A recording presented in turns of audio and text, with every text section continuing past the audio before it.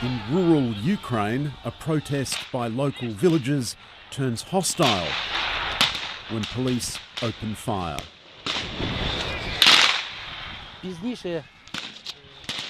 People decided to talk to police themselves. When people were about 50 metres from them, the police started shooting. It's March 2016 and the locals in dirt-poor Klesiv are not backing down. We are so poor in Ukraine despite having such rich natural resources. We're like beggars with hat in hand. But we are not poor, we're being robbed. This is at the heart of the battle. 40,000-year-old tree resin that once processed becomes amber, a coveted gemstone with a massive global market. This former Soviet state holds the world's second largest deposit of raw amber. It's largely being mined by hand. By flooding these holes with water, the amber simply floats to the top. For the young and the old, digging for amber can lift them out of poverty.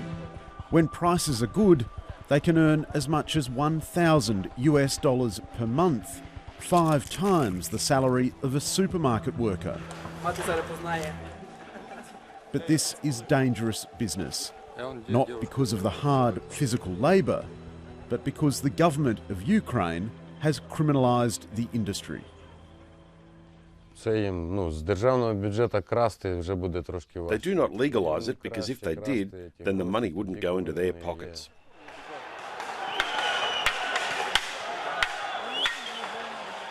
It means these locals can only mine safely if they agree to work for criminal cartels and hand over half of all the amber they find.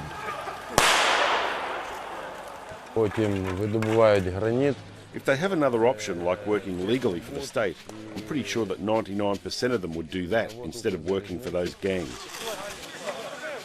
Those who refuse to pay the gangs and the cops face brutal crackdowns by the authorities. Alexander Vasilyev knows only too well the price of defiance. After calling out the criminal bosses who were controlling the industry, a grenade was thrown into his bedroom window. They threw the grenade from this spot into the open window. After the explosion, 3 windows blew out. Thank God no one died. When they did it, my wife and I were in the room and it was a miracle that we survived. All the debris stuck in the headboard. The headboard saved us. While it was the cartels who attacked Alexander, the systematic corruption which protects them has led to another major problem for Ukraine. The almost total devastation of the natural environment. This used to be an area of tremendously old pine forest, but it's been completely destroyed. The Ukrainian government says that since the black market in amber took off, more than 2.6 thousand hectares of land has been devastated.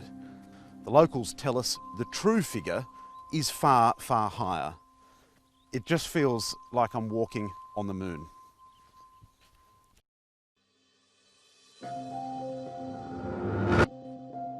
The appetite for amber is so voracious, even residential areas have been pillaged.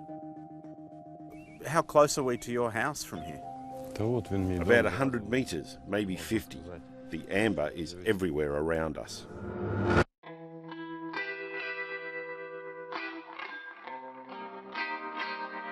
Estimates put the value of Ukraine's illegal amber industry at $500 million. And it's here in the capital Kiev where much of that money flows. The question is, to whom? It never can happen without the influence of high-level authorities. So that's why this is a main task for law enforcement, of all types of law enforcement in Ukraine, to get evidence for that. Detective Olena Krolovetsskaya is one of the few who have tried to trace the money. 2 years ago, the National Anti-Corruption Bureau she works for put an undercover agent into the field.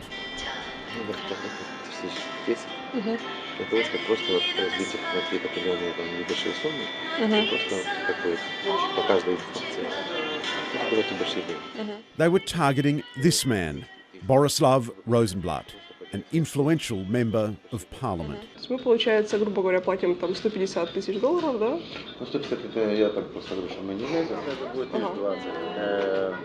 Я только там куплю пару голосов. Olena's team charged 7 people with corruption offences, but 2 years later, the court case has barely begun. In this notoriously corrupt country, a just outcome cannot be guaranteed. All of our detectives want to live in a country that will be fair, uncorrupted, and to respect all these human rights.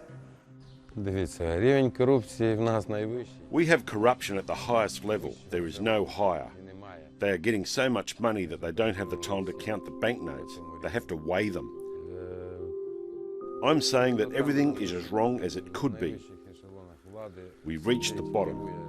We're at the bottom now.